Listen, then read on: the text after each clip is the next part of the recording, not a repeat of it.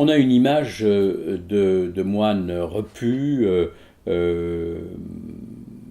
peu en contradiction avec ce qui est censé être leur vœu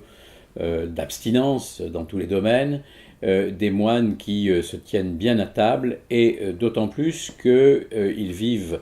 dans des endroits qui sont très bien pourvus en denrées alimentaires. Donc ça, c'est l'image que l'on a et elle est reprise à satiété, si j'ose dire, dans un certain nombre d'images des produits aujourd'hui, que ce soit des fromages, que ce soit des liqueurs, etc., qu'ils représentent en train de ripailler. En réalité, ces moines ont un certain nombre de contraintes et ils ont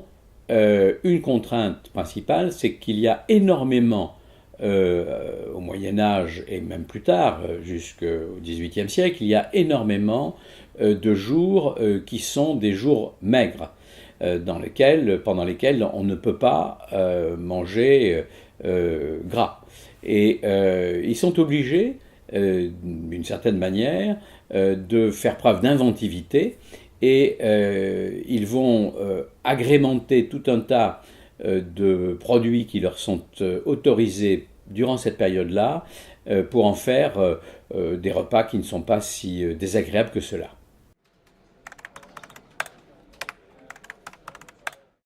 Cette étude qui est originale est très intéressante parce que, évidemment, elle nous dit sur une période assez longue comment ont fonctionné les moines du point de vue de la nourriture, on peut dire même du point de vue de la gastronomie, mais à travers cette étude de la gastronomie, on fait une véritable archéologie de la nourriture. Et cette archéologie de la nourriture, elle nous montre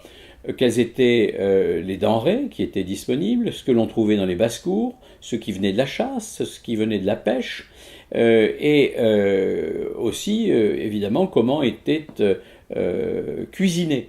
ces différents produits. Et donc, on a à la fois une histoire de la gastronomie, une partie de l'histoire de la gastronomie, y compris la gastronomie française d'ailleurs, mais également on a une histoire des produits qui sont disponibles dans tous les domaines à cette période-là.